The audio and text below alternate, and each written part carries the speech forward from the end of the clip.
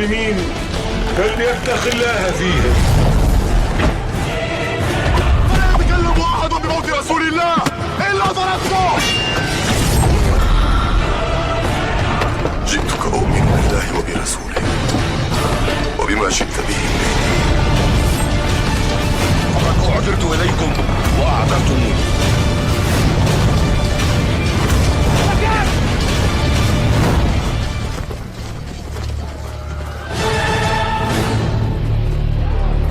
Bismillahirrahmanirrahim. Kenapa ada banyak orang mualaf dan bodoh-bodoh semua? Karena dua kemungkinan. Mereka tidak mau belajar atau tidak diajar. Yang mana? Dua-dua mungkin. Tapi gereja yang tidak mengajar memainkan peranan juga di dalam move-nya sejumlah orang. Coba lihat kan, mana ada mualaf pintar? Kan bodoh semua. Coba lihat kan, mana ada mualaf pintar? Kan bodoh semua. Saya itu bukan murtadin, saya itu lahir baru. Saya dilahirkan dari orang tua yang berbeda agama, papa beragama Islam dan ibu beragama Kristen. Itu di umur 20-an saya meninggalkan Tuhan Yesus di dalam kehidupan saya. Alasan saya meninggalkan Tuhan Yesus di dalam kehidupan saya bukan karena keinginan hati saya ingin masuk ke agama Islam, bukan karena kemauan saya, tapi saya punya motif tertentu.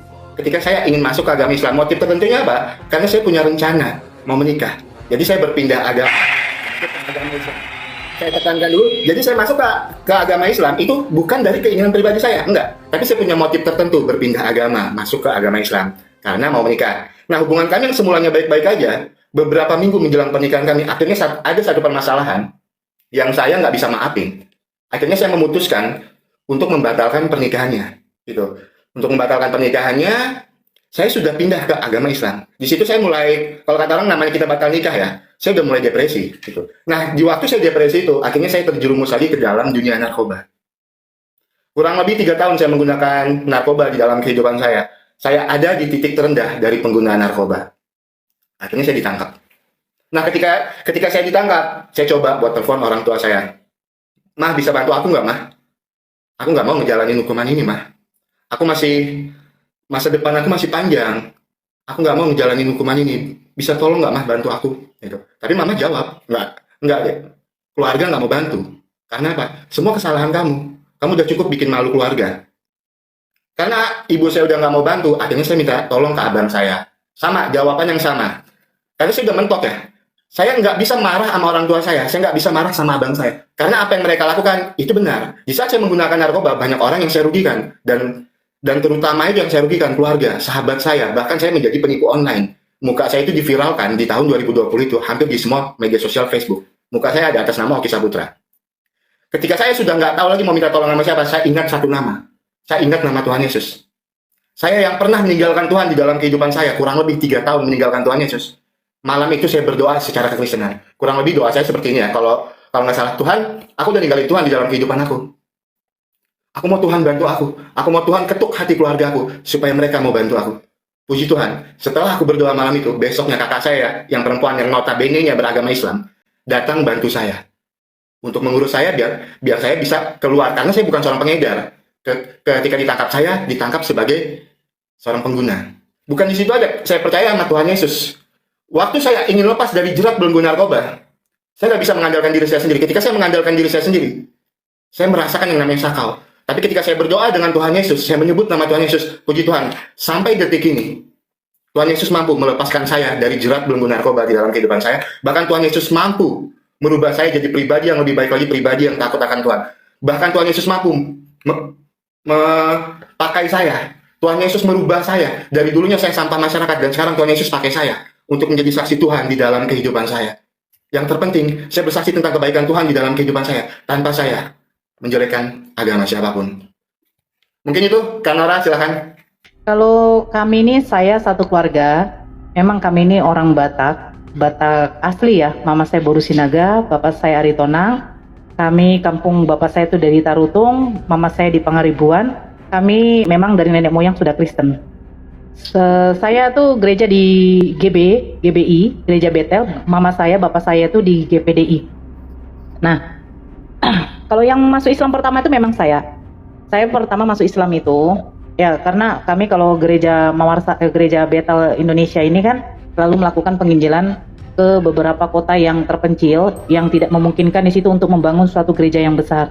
Tetapi ada di situ beberapa penduduk yang memang beragama Kristen. Jadi situ kami melakukan pelayanan penginjilan di situ.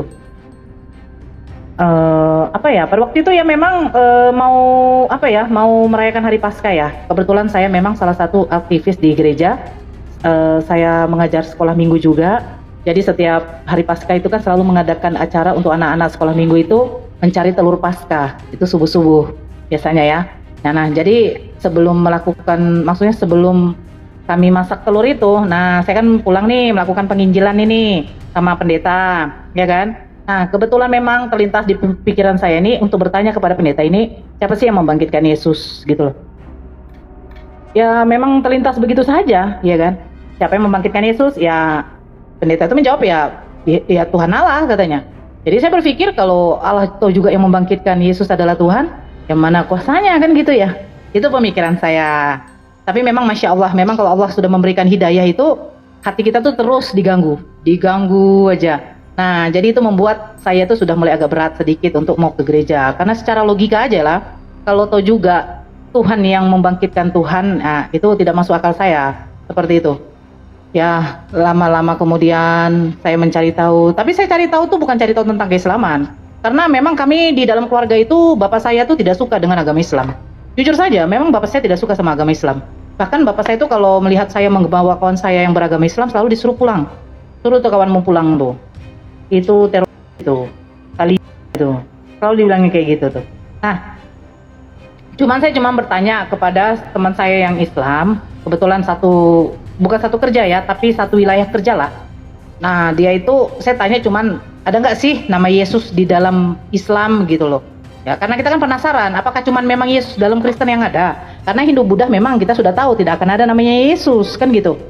Ya, beliau menjawab ya memang ada, tapi itu bukan Yesus, tapi namanya Nabi Isa. Isa katanya, tapi Nabi Isa di dalam Islam itu tidak disalibkan. Jadi saya berpikir kalau Yesus dengan Nabi Isa itu adalah sosok yang sama, loh, berarti Tuhan saya kok disalibkan ya?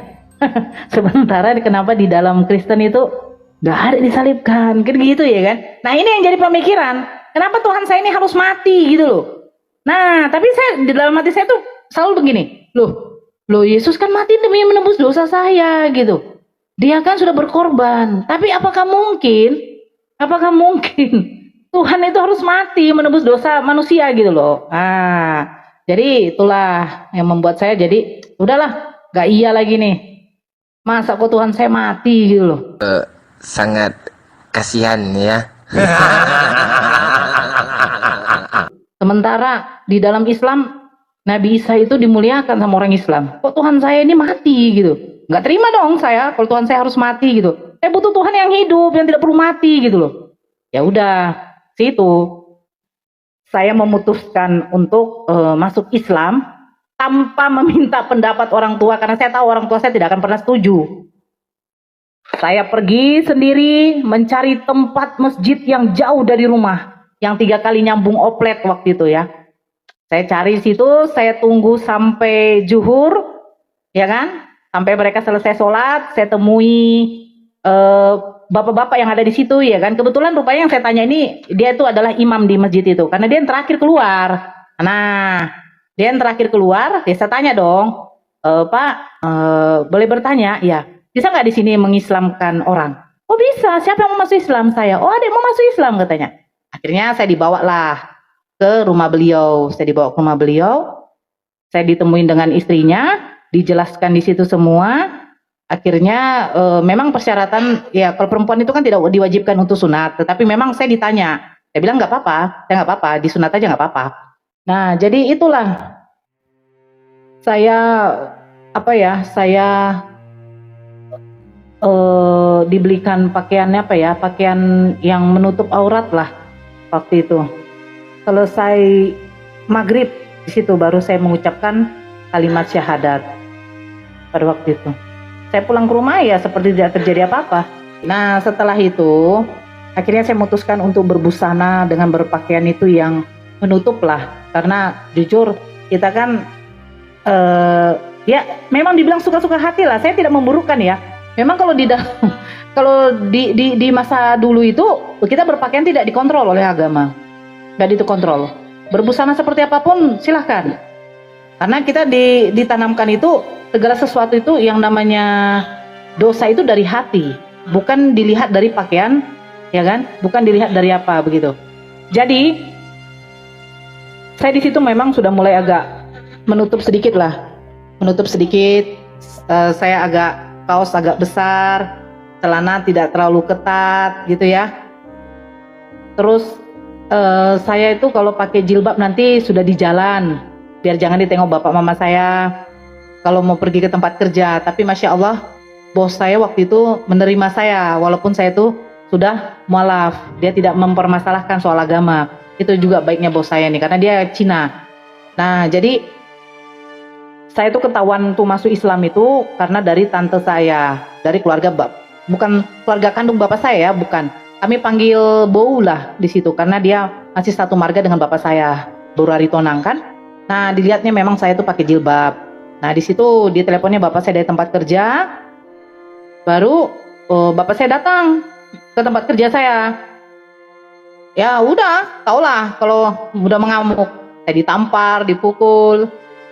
Semua lemari saya tuh yang ada mukena, hadiah-hadiah ya dari orang-orang yang waktu itu menyaksikan saya mualaf, itu dibakar beliau, ya kan, kecuali Al-Quran.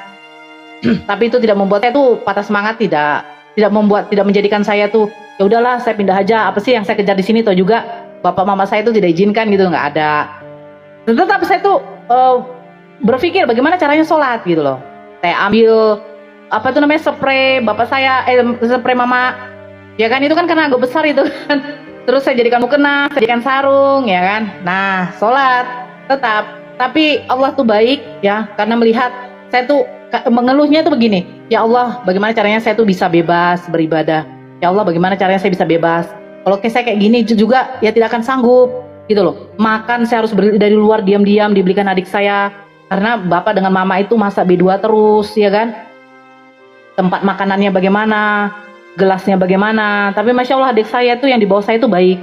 Dia tuh beli nasi, saya sampai bilang gini, beli nasi bungkus yang harga 7.000 ya, gak apa-apa, hanya telur aja, yang penting saya makan gitu loh. Beli aqua gelas 1.000 ya, atau 2.000, biar saya apa gitu loh. Ya tapi Masya Allah memang baik gitu loh. Jadi ya itu, Allah tuh memberikan suatu jalan. Saya akhirnya berapa bulan kemudian ya, datang ada Pak Ustadz yang mualafkan saya waktu itu. Dia datang ke rumah, kebetulan karena dia tahu bagaimana kisah saya, susahnya di sana beribadah gitu ya. Dia lihat dulu bapak ini udah pergi ke kantor apa enggak. Nah datang dia nih sekitar pagi menjelang siang lah, bapak belum pulang kantor. Dia kasih tahu bahwa ada laki-laki yang mau melamar saya. Saya di situ tanpa pikir panjang lagi, saya berpikir begini, ya Allah mungkin ini dikirim Allah nih, biar saya tuh agak bebas untuk beribadah. Akhirnya ya udah, saya terima lamaran itu, saya dapat jodoh. Ya seperti itu. Kan udah pernah juga saya cerita sama Bang Oki ya, waktu di situ bapak saya, mama saya tidak mengakui saya gitu loh. Ya saya sendiri kalau bicara tentang ajaran Kristen, kita semua udah tahu apa sih kebaikan dari ajaran Tuhan Yesus. Ajaran Kristen itu Matius 22 ayat 39, kasihilah musuhmu seperti kamu mengasihi dirimu sendiri. Kalau kita mengasihi orang yang mengasihi kita, apa hebatnya? Biasa aja. Karena apa? Kita mengasihi orang yang mengasihi kita. Nggak ada yang salah. Itu biasa aja itu. Wajar. Kita dapat feedback yang baik. Karena apa? Kita mengasihi orang yang mengasihi kita. Jadi kita akan dapat feedback yang baik. Tapi luar biasanya ajaran Tuhan Yesus. Kita mengasihi orang yang membenci kita. Luar biasa. Kita mengasihi orang yang membenci kita. Di situ kebaikan ajaran Tuhan Yesus di dalam kehidupan kita. Kalau kita mengasihi orang yang mengasihi kita, itu biasa. Tapi ketika kita mampu mengasihi orang yang membenci kita, ketika kita mampu mengasihi orang yang menghina kita, ketika kita mampu mengasihi orang yang menghujat kita, luar biasa. Itu kebaikan ajaran Tuhan Yesus. Makanya saya selalu bilang sama teman-teman, orang mau bilang apapun tentang Tuhan Yesus, jangan balas. Kasih, doakan, ampuni. Itu yang pertama. Dan yang kedua, setelah saya memilih Tuhan Yesus sebagai Tuhan dan Juru Selamat, saya ingat satu ayat dan itu terjadi di dalam kehidupan saya. Amsal 23 ayat 18. Karena masa depan sungguh ada dan harapanmu tidak akan hilang. Dan itu berkaitan sekali dengan kehidupan saya. Ketika saya mengenal Tuhan Yesus di dalam kehidupan saya, Tuhan Yesus mampu merubah saya. Dulu saya sampah masyarakat. Dulu saya bukan siapa-siapa. Dulu saya penipu. Tapi sekarang Tuhan Yesus mau pakai saya. Tuhan Yesus sekarang pakai saya untuk menjadi saksi Tuhan di dalam kehidupan saya. Tuhan Yesus sekarang pakai saya bisa bersaksi di depan Kak Nora Aritonang, di depan teman-teman yang lain. Semua kebaikan Tuhan di dalam kehidupan saya. Alkitab itu nyata di dalam hidup kita. Itu kebaikan ajaran Kristen. Apa yang ada di Alkitab itu nyata di dalam kehidupan kita. Misalnya, kalau kita bicara tentang kesaksian Kristen, kesaksian orang bisa mengenal Tuhan Yesus, itu ada di dalam Alkitab. Perempuan Samaria, ketika dia mengenal Tuhan Yesus, luar biasa perubahan yang terjadi di dalam kehidupannya. Yohanes 4 ayat 1 sampai 42 yang berbicara tentang perempuan Samaria. Nikomedius, ketika dia mengenal Tuhan, mengalami perubahan di dalam kehidupannya. Luar biasa sekali. Yohanes 3 ayat 1 sampai 21. Bahkan itu terjadi sampai detik ini. Ketika saya mengenal Tuhan di dalam kehidupan saya, ketika saya menyerahkan hidup saya di tangan Tuhan, saya tidak pernah mengandalkan diri saya sendiri. Saya mengandalkan Tuhan di dalam kehidupan saya. Luar biasa.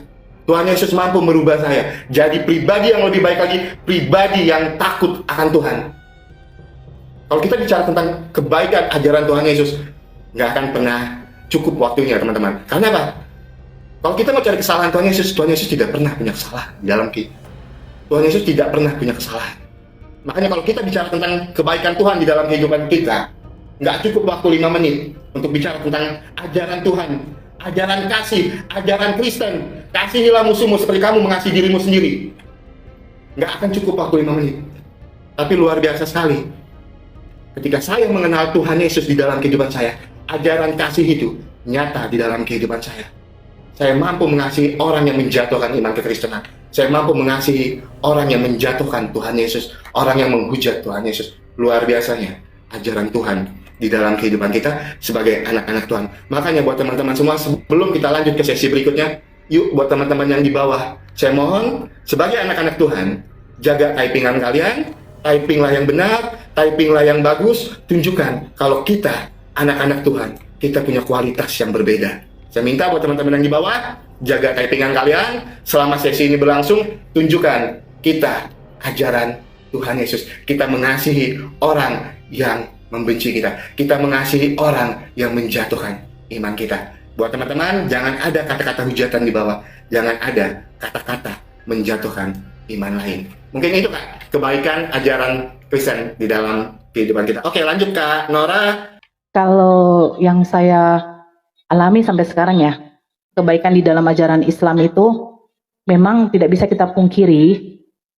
Yang saya bandingkan juga di dalam Kristen itu kan, kalau di dalam Islam itu mudah sekali untuk mengumpulkan pahala. Bahkan senyum saja kita itu sudah ibadah. Masya Allah, senyum saja udah beribadah. Kita maksudnya begini, ketika ada batu di tengah jalan yang membuat nanti pengendara itu jatuh, kita singkirkan aja, Masya Allah, itu sudah suatu pahala. Sekecil apapun itu sudah dinilai oleh Allah, itu adalah pahala buat kita. Nah ini Masya Allah ya. Terus kebaikan apa lagi? Kebaikannya itu kita betul-betul harus betul-betul memuliakan yang namanya orang tua. Orang tua, Masya Allah. Makanya ketika ini kita kan menceritakan ini ya, berarti kita kan harus kompres juga dengan bagaimana yang kita yang lama dulu ya. Bebas. Ya. Jadi ketika saya membaca ya di dalam Lukas 14:26 ya, selalu dikatakan itu tidak seperti itu konteksnya, tetapi ketika saya membaca di situ, kenapa ada tertulis syarat menjadi murid Yesus itu harus membenci orang tua. Sementara saya membaca satu riwayat, ada sahabat baginda Rasulullah ketika bertanya kepada baginda Rasulullah, "Ya Rasulullah, bagaimana saya melihat senyum dari Allah?" katanya. "Kalau engkau mau ingin melihat senyum dari Allah itu, buat orang tuamu tersenyum." Masya Allah. Dia bilang, ini betul-betul Gitu loh. Jadi ketika saya masuk Islam, orang tua saya benci sama saya dan tidak mau mengakui saya lagi sebagai anaknya. Itu Allah tuh menanamkan apa? Kau jangan cuek sama orang tuamu. Jangan kau pikir ya udah kau diusir aja Nora. Ah udahlah, saya nggak diakui lagi sama orang tua saya, untuk apa saya mikirkan, kan begitu. Nah tapi ini tidaknya apa? Ya Allah itu selalu menanamkan rasa cinta kita kepada orang tua, walaupun orang tua itu tidak satu jalur lagi dengan kita. Ya, tapi itulah baiknya itu apa? Masya Allah, Allah itu mengabulkan doa hambanya ketika bersungguh-sungguh. Sungguh-sungguh apa? Ya meminta orang tuanya ini suatu saat ini akan berkumpul dengan dia nanti di jannah Allah. Itu Allah kabulkan. Makanya saya bilang ya, ini kekuatan doa ini dahsyat sekali. Apalagi doa tahajud sepertiga malam ya kan, Masya Allah. Meminta kepada Allah, ya Allah, Engkau maha tahu bahwa di dalam neraka akan ditempati makhlukmu itu yang betul-betul kafir, yang musyrik, yang menduakan Engkau ya Allah. Tapi jangan jadikan orang tua saya ini kekal di neraka. Kalau Engkau selamatkan saya, kenapa enggak Kau selamatkan keluarga saya? Gitu loh. Ya tapi Masya Allah, kebaikan di Islam itu seperti itu. Ketika Allah melihat hambanya sungguh-sungguh berdoa, insya Allah pertolongan itu nyata. Makanya saya selalu bilang kepada Kristen sebagian, kalau mengatakan katanya Nora ini mualaf karena kelamin, Masya Allah, gak masalah. Bukti nyata bapak saya mualaf bukan karena kelamin, mama saya mualaf bukan karena kelamin, kakak dengan adik saya juga mualaf semua bukan karena kelamin. Tapi memang dahsyatnya doa ketika kita tuh meminta kepada Allah. Begitu. Ya kan? Terus kalau di dalam Islam, kewajiban berpuasa. Wajib. Kenapa wajib? Berpuasa itu menahan lapar dan haus. Itu untuk apa? Biar kita itu bisa merasakan bagaimana orang-orang yang di luar sana, yang mungkin dalam satu hari itu belum tentu bisa makan. Belum tentu bisa makan bro. Harus mengais-ngais sampah. Ya kan? Diwajibkan. Berpuasa di bulan Ramadan wajib hukumnya. Ketika orang itu dalam masa nifas atau hamil atau haid, nah ini bisa digantikan. Karena apa? Karena ini hukumnya wajib. Itulah indahnya Islam. Islam itu mengajarkan, hei kamu yang berpunya duit, lihatlah saudara-saudaramu di luar sana, orang yang kekurangan itu bro. Kau enak makan kau di KFC sana kau, di mall sana kau. Datang orang itu mengais-ngais, dia akan menjual mungkin dapatnya 5.000, dibelilah mungkin tempe 1, iya kan? Nah, minyak goreng nggak ada, minyak jelantah yang ada digoreng. Hei, biar kau rasakan juga bagaimana saudara-saudara kalian ini yang lagi dalam keadaan susah. Diwajibkan kamu berpuasa sekali setahun. Itu indahnya itu. Jadi Allah itu mau menyetarakan kalian pun yang pejabat tinggi sampai sesultan apapun kalian, punya rumah 100 tingkat pun kalian mencapai langit di atas sana. Tapi yang namanya berpuasa, ngelek ya. Yang namanya berpuasa itu hukumnya wajib. Oke. Membayar zakat 2,5% bagi yang memang sanggup ya. Katakan sanggup itu bagi orang yang memang betul dia sanggup. Ada orang yang tidak bisa makan, untuk makannya aja susah, dia mau bayar zakat gitu ya kan. Nah itu tidak diwajibkan. Tetapi ini ya, zakat itu diperuntukkan siapa? Maaf, zakat itu bukan untuk imam, bukan untuk imam di masjid, bukan untuk orang-orang yang salah sasaran seperti BLT. Zakat itu diperuntukkan untuk 7 golongan. Kalau saya pertamakan golongan, tetapi budak yang memerdekakan itu sudah tidak ada lagi ya. Ya untuk fakir miskin, untuk janda, untuk para musafir,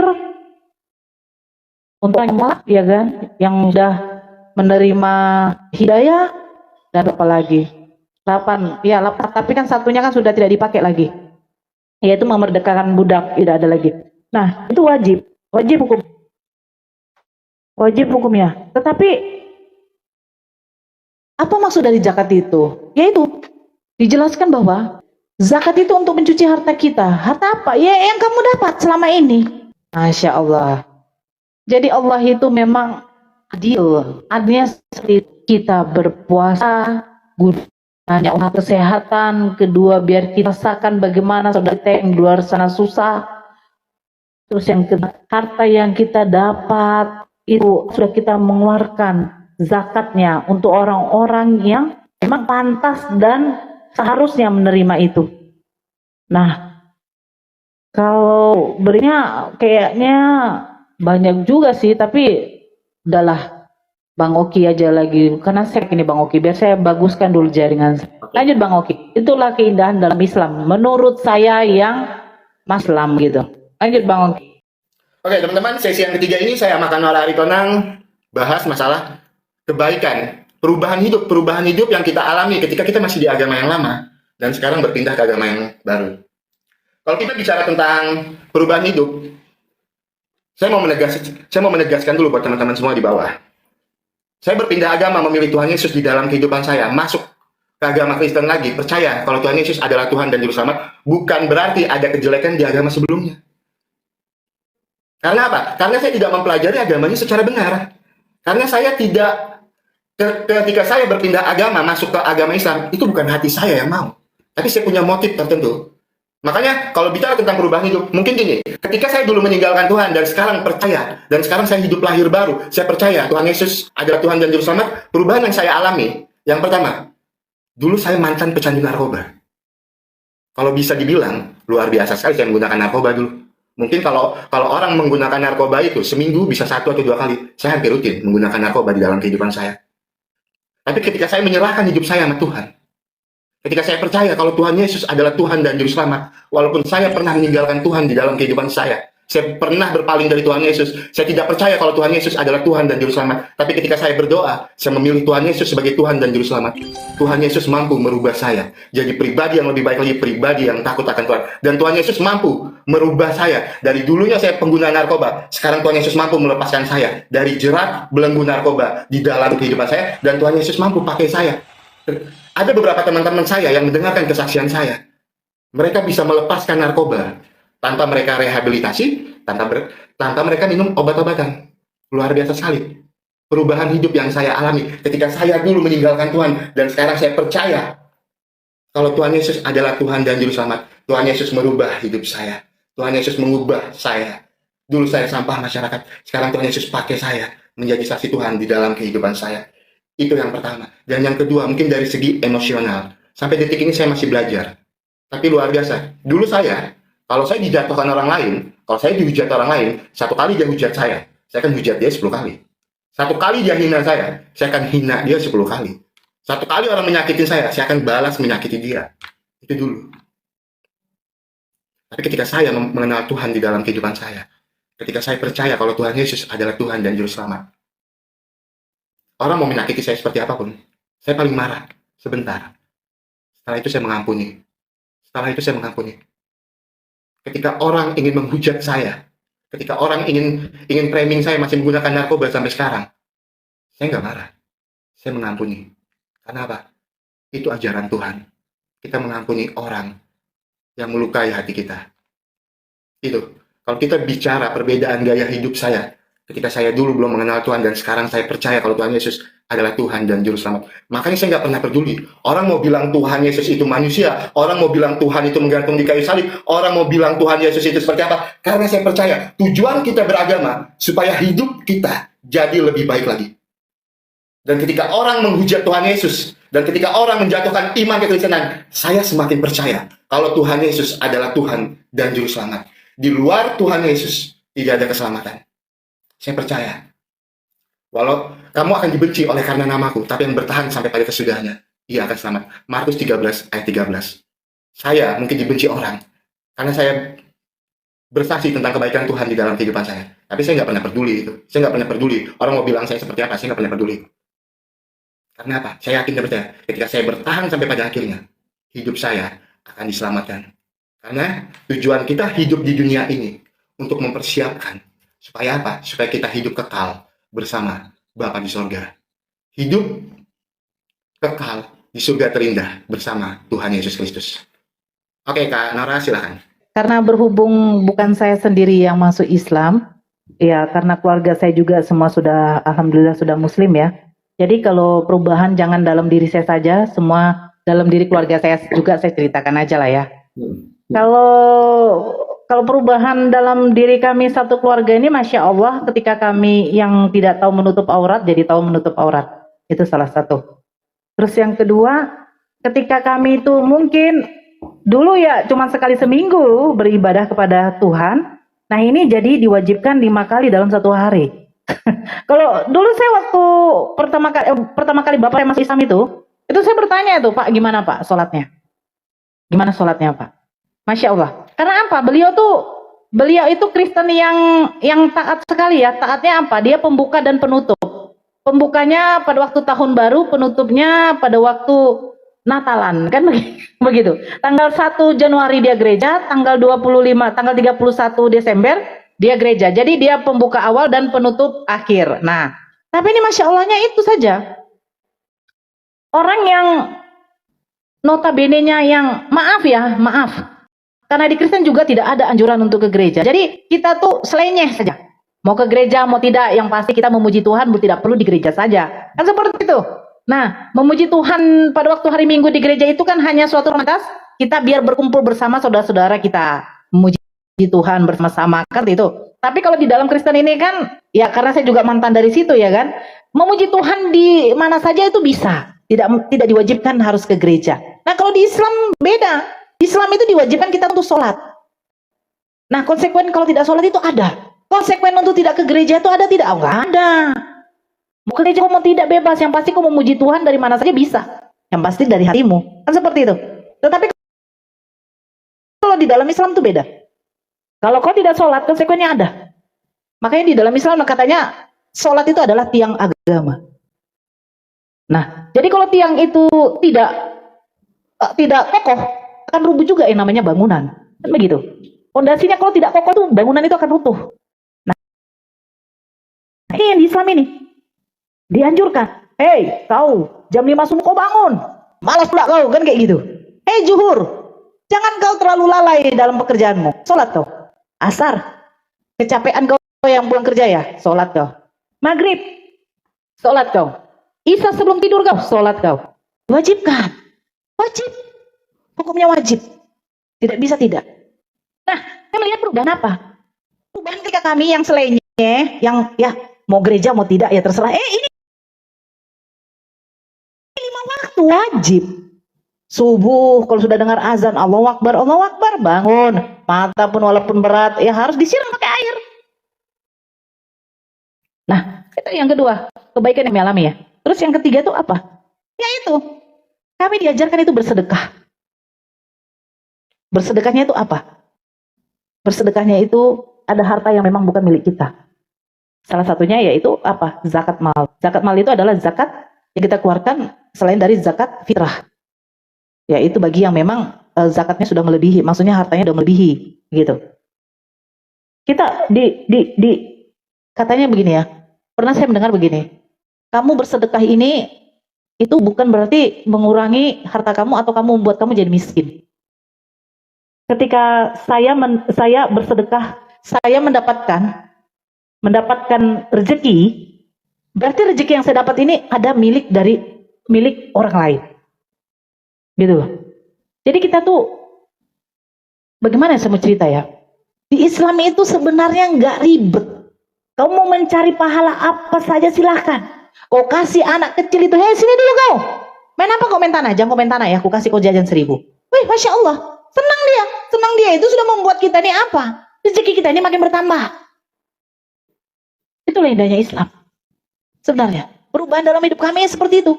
Bapak saya yang notabene-nya ke gereja pun, saya nggak apa-apa 2 sesi ini ya, nggak apa-apa. Mas saya 2 kali tanding ini nggak apa-apa ya? Nggak apa-apa ya, Bang. Ya. Bapak saya yang, ya makanya saya bilang gereja dia awal, penutupnya juga dia. Tapi Masya Allah, dia yang 5 waktu dia sanggup mengerjakan. Yang dibilang notabene-nya berpuasa di dalam Kristen tidak ada kewajiban, Masya Allah, dia mengerjakannya gitu. Gitu loh. Jadi, perubahannya itu memang Masya Allah. Gitu loh. Ketika saya dengan keluarga tuh udah tahu. Seharusnya laki-laki itu melaksanakan sholat jamaah di masjid. Perempuan sebaiknya di rumah. Nah, itu yang ditanamkan orang tua terus. Terus ketika kita mulai di pintu, pas keluar harus menutup. Bahkan ipar kita tuh bukan mahram kita. Masya Allah. Kalau datang ipar saya nih, katanya. Kata bapakku. Kau nggak tengok tuh ada ipar kau udah datang. Mana jilbab kau? Saya nyapu teras saja. Mana jilbab kau? Betul. Di Islam itu memang dimuliakan kali perempuan ini. Auratnya ditutup betul. Gitu. Ya bahkan wajib gitu. Tapi apakah di sebelah itu diwajibkan? Enggak. Sebenarnya ada tertulis, kamu diharuskan untuk menudungkan kepalamu. Jikalau kamu tidak menudungkan, kamu harus mencukur rambutmu. Nah, apakah sudah dikerjakan? Tidak. Makanya saya bilang, kalau perbandingan ya, perubahan di dalam hidup kami ketika kami Kristen dengan ketika kami Islam. Jujur, di dalam Kristen itu kami itu hanya melaksanakan ibadah yang fana. Kenapa saya katakan fana? Ketika saya sudah tahu sebenarnya sosok Tuhan itu tidak boleh yang namanya kelihatan. Karena Tuhan itu tidak mungkin disamakan dengan makhluk. Nah, di situ kami itu juga jadi betul-betul memang harus digunakan akal. Loh, Tuhan saya kok dulu yang saya sembah ini makhluk. Bagaimana dia bisa menyelamatkan saya? Sementara dia sendiri tidak bisa menyelamatkan dirinya. Seperti itu. Iya kan? Bagaimana mungkin saya menjadikan dia juru selamat sementara dia tidak selamat? Itu mustahil. Bagaimana mungkin ketika saya berdosa datang Tuhan saya menebus saya? Ini kemana ini? Gak mungkin itu. Ketika orang lain mencuri, nah saya ini dijadikan tumbal untuk menebus dosa-dosa mereka. Oh, ngawur kamu. Kan begitu. Tapi saya mempunyai Tuhan ini yang maha pengampun. Selagi saya masih hidup, saya tidak menduakan Tuhan saya. Dosa apa yang tidak diampuni oleh Allah saya? Berzina pun sekalipun kau ketika kamu taubat, betul-betul bertobat, insya Allah Tuhan mengampuni kau. Tapi bukan berarti Tuhan saya itu harus mati mengenaskan. Itu yang saya nggak terima memang. Saya nggak terima di situ memang. Saya tidak terima Tuhan saya harus mati mengenaskan. Saya nggak mau. Saya nggak mempunyai Tuhan yang harus mati. Walaupun katanya, hei Nora itu untuk menebus dosa. Jangan. Saya itu mau pengen Tuhan saya itu kekal. Karena apa? Yang mati itu makhluk. Makhluk itu mati, binatang mati, manusia mati, pohon mati, itu yang mati. Jangan dong. Yang menciptakan saya juga harus mati. Jadi perubahan dalam hidup saya seperti itu. Kalau saya menceritakan aib sebenarnya tidak pantas, tetapi memang ini aib di zaman jahiliyah ya. Karena bapak saya itu kalau dibilang sama Bang Oki tadi itu, Bang Oki pemakai narkoboy, ya kan? Datang Yesus menyelamatkan. Kalau kami ini, bapak saya ini dia seorang penjudi, pemabuk, bahkan main perempuan, ya kan? Masya Allah, berapa puluh tahun mama saya itu harus bersabar menunggu penantian yang katanya akan dirubah oleh Yesus. Ya, betul. Saya sampai kadang waktu gadis itu saya bilang, Mak, ceraikan aja bapak itu. Ceraikan, Mak. Kasihan Mama, nangis aja terus di kamar. Ceraikan aja, Mak. Tapi ya begitu. Nanti Tuhan Yesus yang akan merubah. Tuhan Yesus yang akan merubah. Betul. Doa mama saya dikabulin loh. Tuhannya Yesus yang merubahnya. Tuhannya Yesus merubahnya siapa? Yaitu Allahnya yang dia katakan, hidup yang kekal itu engkau mengenal satu-satunya Allah. Akhirnya Tuhannya Yesus, Allahnya Yesus yang merubah bapak saya itu. Yang jadi yang dulu seperti itu, sekarang alhamdulillah, yang dulu malas sekali ke gereja. Dia ke gereja itu hanya mau pamer jasnya itu. Kemeja baru, iya. Belikan dulu saya mah kemeja, belikan dulu saya sepatu baru, dasi, ya kan. Pergi dia tahun baru, penutupnya waktu tahun baru juga, tanggal 31 Desember dengan tanggal 1 Januari. Hanya mau mamerkan itu aja, dia cerita tuh. Mau biar tengok dulu mereka tuh aku ke gereja katanya. Nah, tapi apa yang terjadi? Tuhannya Yesus merubah apa? Memang betul dikabulkan doa mamaku. Nanti nak, Yesus merubahnya itu nak. Yesus merubahnya. Saya sampai suruh ceraikan aja mak. Ceraikan aja bapak itu. Apa yang mau mama pertahankan dari bapak? Udahlah mabuk. Dia minum sama teman-temannya bir di kafe-kafe itu berutang sampai orang yang punya kafe itu datang ke rumah minta uang karena astagfirullahaladzim. Saya kalau ingat itu menangis saya itu. Menangisnya saya kasihan nengok mama saya itu.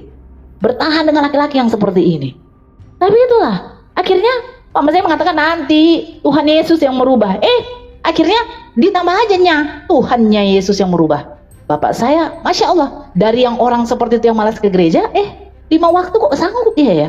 Bangun subuh dia, zuhur, asar, maghrib, isya. Sanggup ya? Berarti memang betul. Itulah perubahan yang nyata.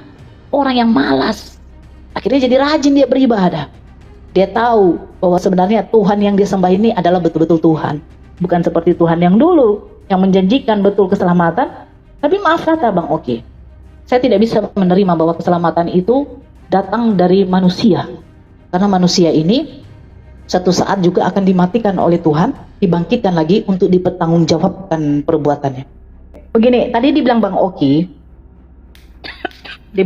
tadi, ajaran Yesus mengajarkan kasih. Apakah dengan kasih itu cukup? Tentu tidak. Bukan kasih yang seperti ditampar pipi kiri, berikan pipi kanan. Itu bukan ajaran kasih. Islam itu kalau dibilang mengajarkan kasih, saya rasa lebih lagi. Tetapi Islam itu mengajarkan kita itu untuk membela harga diri kita. Apa itu salah satunya? Contoh, thank you Bang Rendra.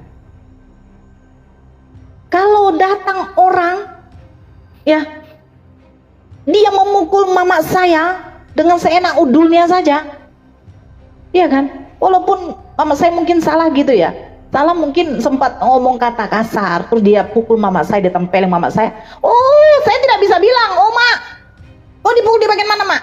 Bagian ini nak, oh kasih lagi mak, oh nggak bisa.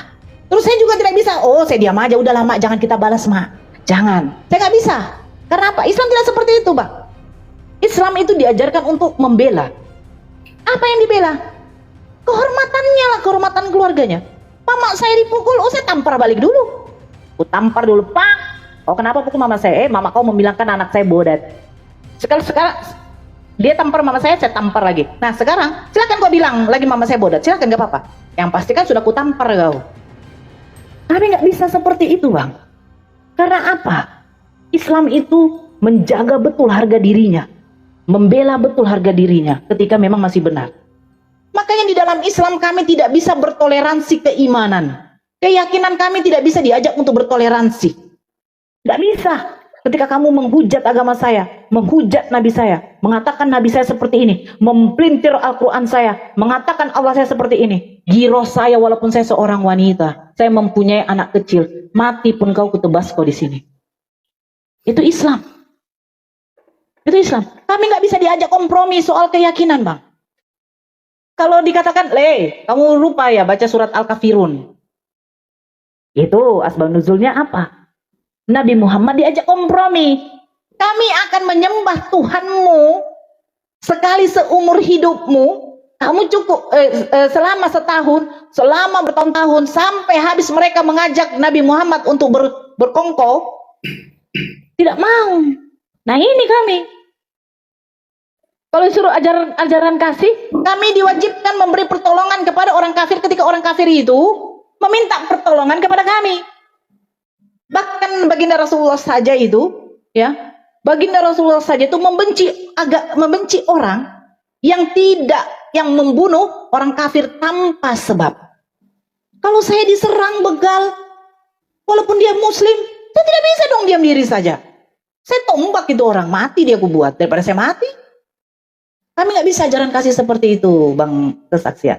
Ya, karena di Islam itu diajarkan untuk membela kehormatan keluarganya, membela akidahnya, membela agamanya. Kami diajarkan sampai mati pun kami tetap kami tidak menerima kalau agama kami diinjak-injak. Tapi kalau kamu meminta pertolongan, kasih saya pertolongan apa? Saya tidak makan. Apa yang ada di rumah ambil, habiskan saja sama kalian. Asalkan makan kau dengan anak-anakmu. Itu kasih bagi kami. Tapi ketika kamu mengatakan Nabi saya pedofil, siap-siap Anda. Siap-siap Anda. Saya masuk penjara pun anak saya paling saya serahkan kepada Allah. Ya Allah, Engkau Maha tahu. Anak saya baiknya di mana terserah. Kayak gitu. Karena apa? Saya sudah tidak tahan kalau ada orang-orang yang seperti itu. Itulah kami, Bang. Kalau ajaran kasih itu tidak bisa tampar pipi kiri, berikan pipi kanan. Kebaikan Tuhan itu ketika ada yang memfitnah saya cuma cukup diam. Ya mungkin betul. Saya balas pun juga bukan berarti saya membalas dengan fitnah. Tapi ketika ada saudara Kristen kita meminta bantuan kita, insya Allah selagi masih kuat kita masih ada yang ada pada kita itu kita bantu. Tapi kalau soal keyakinan, tidak bisa kami bertoleransi. Tidak bisa. Makanya kalau dibilang katanya Islam tuh melapor saja, iya betul. Bersyukurlah kalau kalian kami laporkan, karena negara ini masih negara undang-undang. Kalau negara Arab, habis kalian ditebas. Cuman itu yang saya tanggapi ya, karena kan katanya tadi ajaran kasih ya. Ya kan Bang Oki? Nah, silakan Bang Oki. Tuhan tidak selamat. Aku mau menanggapi di situ aja. Tuhan kok tidak selamat? Tuhan kok mati? Tuhan nggak bisa menyelamatkan dirinya. Sebentar Kak. Ini kayaknya aku harus ini. Sebentar dulu ya teman-teman ya. Ini aku dapat peringatan. Oke, aku lanjutin ya. Tuhan kok mati? Tuhan kok nggak bisa menyelamatkan dirinya? Ingat, Yohanes 10 ayat 17. Dia menyerahkan nyawanya untuk mengambilnya kembali. Tuhan Yesus menyerahkan nyawanya untuk menerimanya kembali. Gitu. Tuhan kok tidak bisa menyelamatkan dirinya? Tuhan Yesus menyerahkan nyawanya untuk menerimanya kembali. Dan itu yang pertama. Dan yang kedua, Tuhan Yesus tidak mati. Tuhan Yesus bangkit di hari yang ketiga. Jangan pernah dilupakan. Tuhan Yesus bangkit di hari yang ketiga. Dan itu menjadi landasan kami orang Kristen percaya kalau Tuhan Yesus adalah Tuhan dan Juru Selamat. Kalau Tuhan Yesus tidak bangkit sampai sekarang kalau Tuhan Yesus tidak bangkit sampai sekarang, kami orang Kristen nggak akan percaya kalau Tuhan Yesus adalah Tuhan dan Juru Selamat. Karena Tuhan Yesus tidak mampu mengalahkan kuasa maut. Tapi ketika Tuhan Yesus bangkit di hari yang ketiga, Tuhan Yesus mampu mengalahkan kuasa maut. Itu sebagai landasan kami orang Kristen percaya Tuhan Yesus adalah Tuhan dan Juru Selamat. Di luar Tuhan Yesus tidak ada keselamatan. Gitu. Jadi orang mau bilang, Tuhan kok nggak bisa menyelamatkan dirinya sendiri? Tuhan kok mati dibunuh? Yang bilang Tuhan Yesus yes mati. Bangkit di hari yang ketiganya, kenapa dilupakan? Tuhan Yesus bangkit di hari yang ketiga loh. Itu. Tuhan Yesus mampu mengalahkan kuasa maut. Kalau Tuhan Yesus nggak bangkit di hari yang ketiga, kalau Tuhan Yesus mati sampai detik ini, saya pribadi nggak akan percaya kalau Tuhan Yesus adalah Tuhan dan Juru Selamat. Karena Tuhan Yesus tidak mampu mengalahkan kuasa maut. Saya nggak akan percaya kalau Tuhan Yesus adalah Tuhan. Saya nggak percaya kalau Tuhan Yesus adalah Juru Selamat. Kenapa? Tuhan Yesus nggak bisa bangkit. Tapi ketika Tuhan Yesus mampu bangkit di hari yang ketiga, Tuhan Yesus mampu mengalahkan kuasa maut. Maka kami orang Kristen percaya Tuhan Yesus adalah Tuhan dan Juru Selamat. Tuhan Yesus mampu mengalahkan kuasa maut.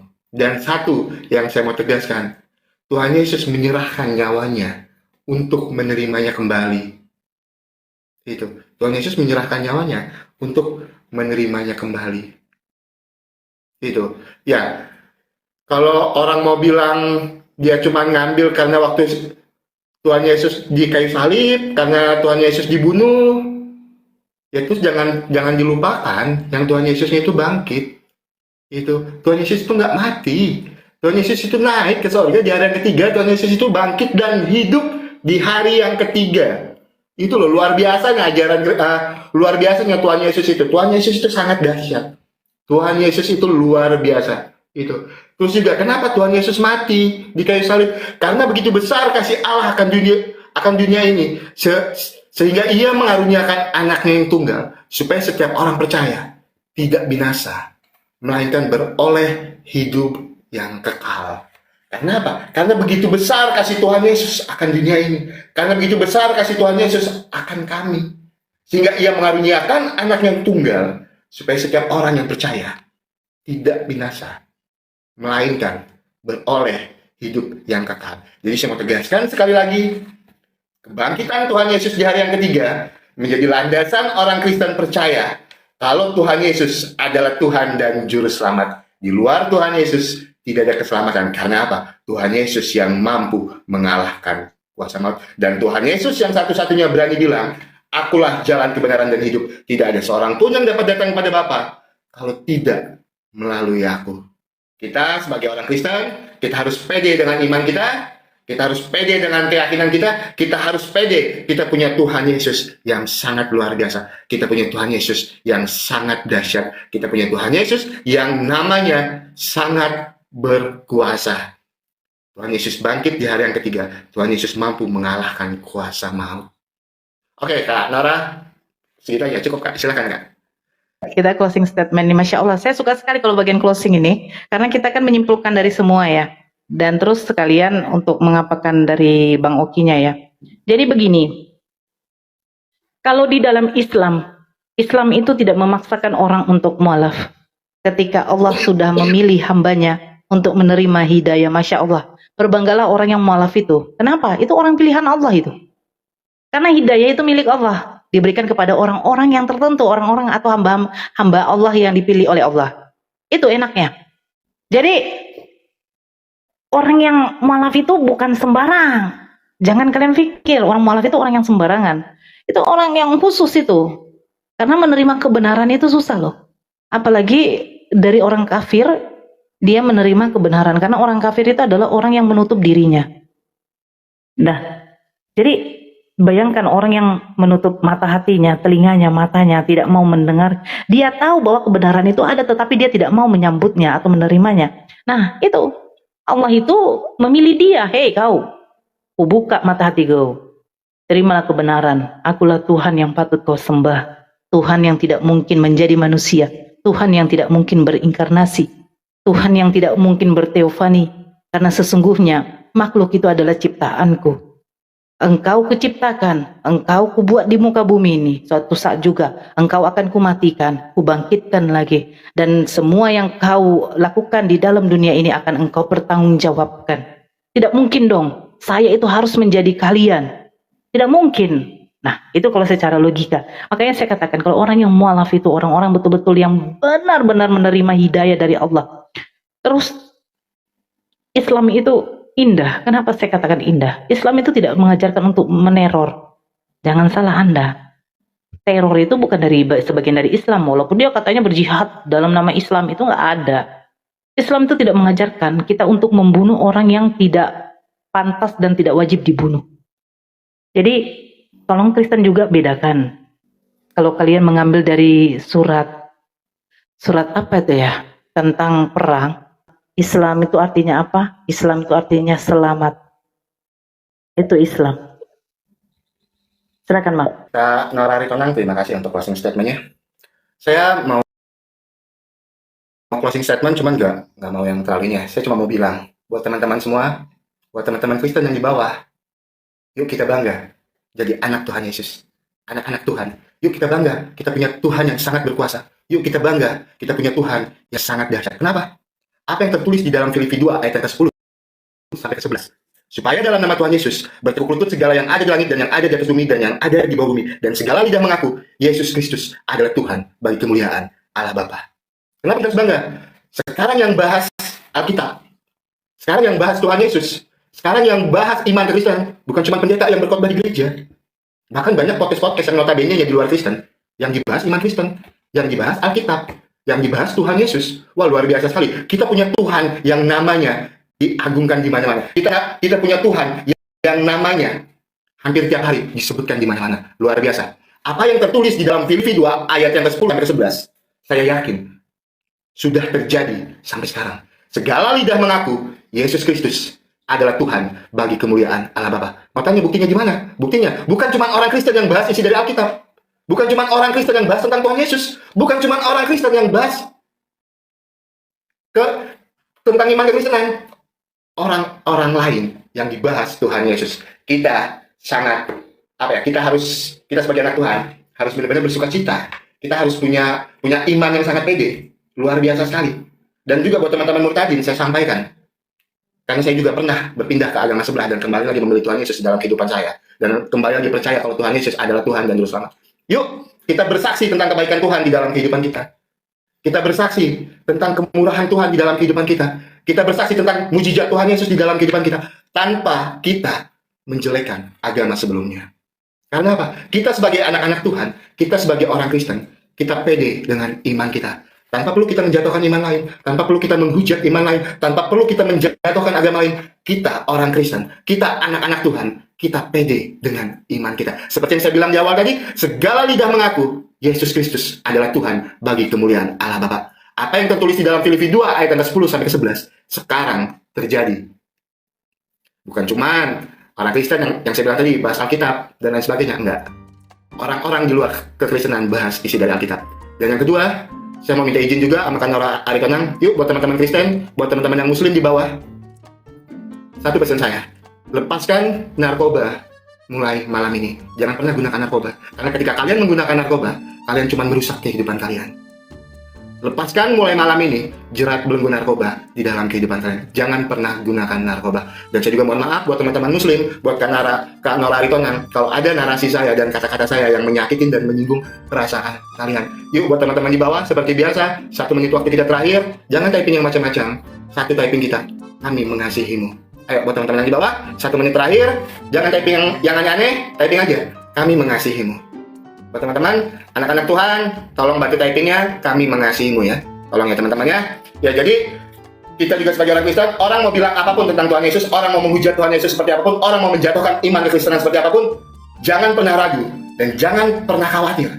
Semakin orang menjatuhkan iman kekristenan, semakin orang menjatuhkan Tuhan Yesus, semakin kita anak-anak Tuhan percaya, Tuhan Yesus adalah Tuhan dan Juru Selamat. Di luar Tuhan Yesus, tidak ada keselamatan. Mau dapat keselamatan? Pilih Tuhan Yesus sebagai Tuhan dan Juru Selamat. Kenapa ada banyak orang mualaf dan bodoh-bodoh semua?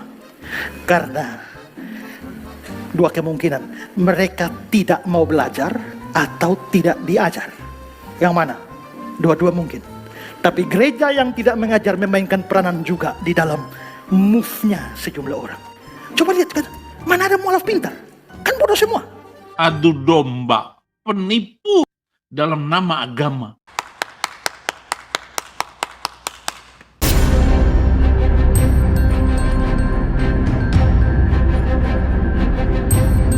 The religion of Jesus was Islam. Because with Allah, there is only one religion. He says, Inna ad-dina inda Allahi al-Islam.